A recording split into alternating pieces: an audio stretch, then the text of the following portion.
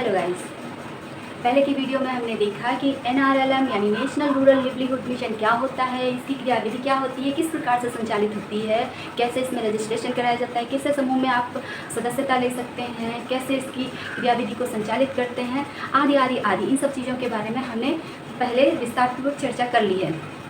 आज हमारा विषय है कि समूह में समूह सखी कैसे बनते हैं, समूह सखी का पद कैसे प्राप्त होता है, समूह सखी बनने के लिए हमारे अंदर क्या योग्यताएं होनी चाहिए, समूह सखी की जो वेतनमान है उसका रेशियो क्या होता है, इन सब चीज़ों के बारे में आज हम चर्चा करने वाले हैं।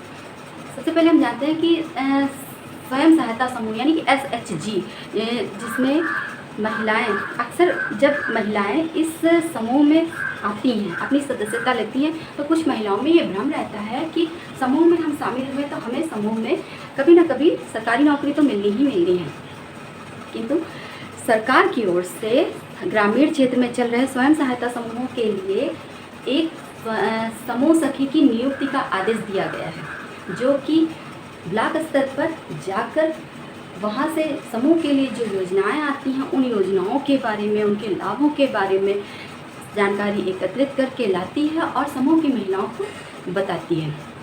समूह सखी समूह की क्रियाविधि को सुचारू रूप से संचालित करने में समूह की महिलाओं की पूरी तरह से मदद करती है। समूह सखी का कार्य गांव में चल रहे 5 या 6 समूहों की देखभाल करना होता है।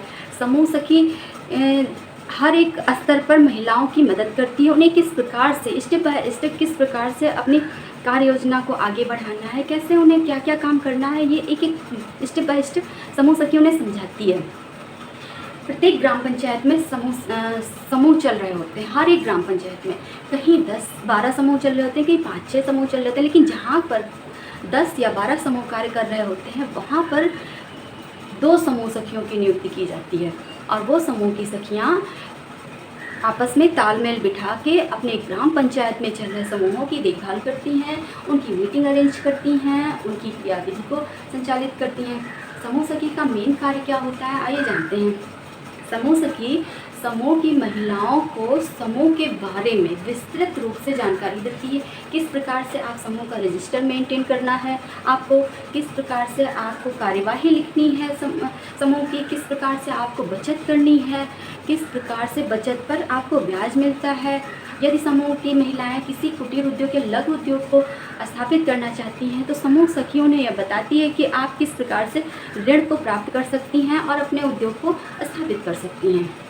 इस प्रकार से बहुत सारी जानकारियाँ वो ब्लॉक स्तर पर जाकर राष्ट्रीय आजीविका मिशन के कार्यालय में जाकर वहाँ से जानकारी एकत्रित करके जानकारियों का पिटारा लाती है और समूह की महिलाओं को उनसे अवगत कराती है, ताकि समूह की महिलाएं भविष्य में आने वाली योजनाओं का भी लाभ उठा सकती हैं।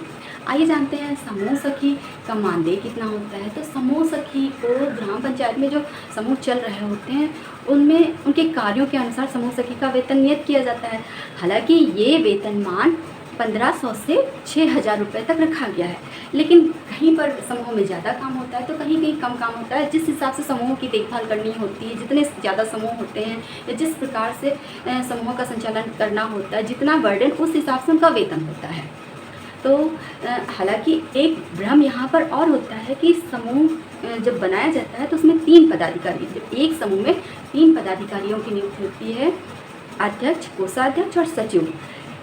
तो इन तीनों को समूह में किसी प्रकार का कोई भी वेतन नहीं दिया जाता है। हाँ, लेकिन समूह सखी को उसके कार्यों के अनुसार 1200 से 1500 तक का वेतन मिलता है और इसे आप उसका वेतन समझ सकते हैं या उत्साहवर्धन राशि भी मांग सकते हैं, कुछ भी आप समझ सकते हैं। तो समूह सखी इस तरह से अपने कार्यों को करने के अनुसार एक छोटी मोटी रकम जमा कर सकती है अपने लिए।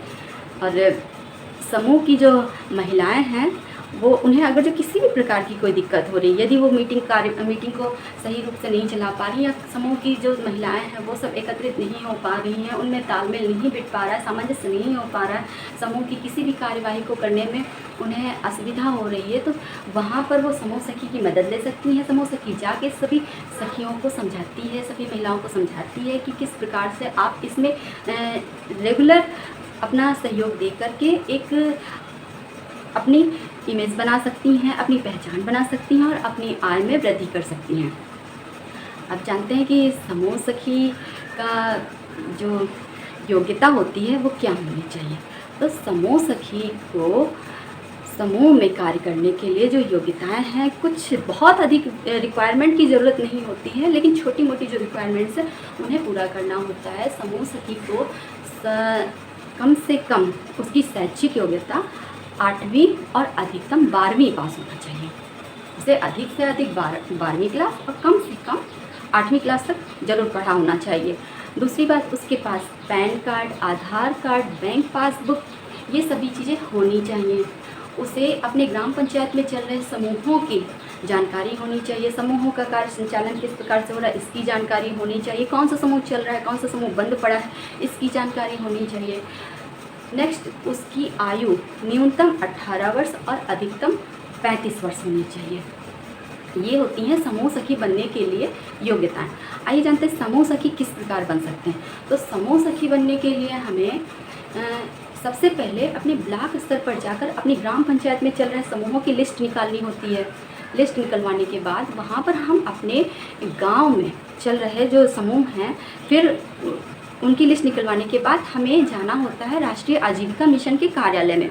फिर वहाँ से हमें ये जानकारी चेक करनी होती है कि क्या हमारे गांव में जो समूह चल रहे हैं उसमें पहले से कोई समूह सखी कार्य तो नहीं कर रही, पहले से तो कोई समूह सखी नहीं नियुक्त है। यदि है तो उसमें आप अप्लाई नहीं कर सकते। लेकिन यदि आपके गांव में चल रहे हैं समूह में समूह सखी, कोई भी समूह सखी नहीं है, तो आपको क्या करना होगा कि सबसे पहले वहाँ बैठे अधिकारियों से बातचीत करनी होगी।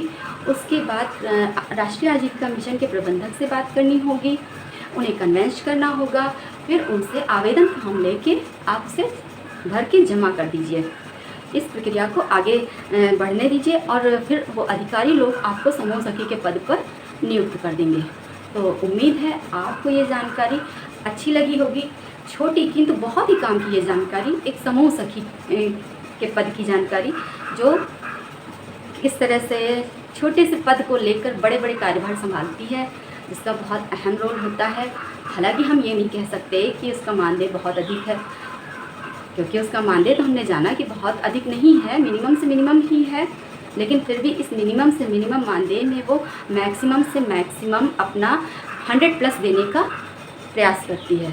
और इस तरह से जो समूह में जो समूह सखियाँ होती हैं उनकी कार्यविधि, उनकी जिम्मेदारियाँ बहुत अधिक होती हैं और समूह को आगे बढ़ाने में इनका अहम रोल होता है। धन्यवाद।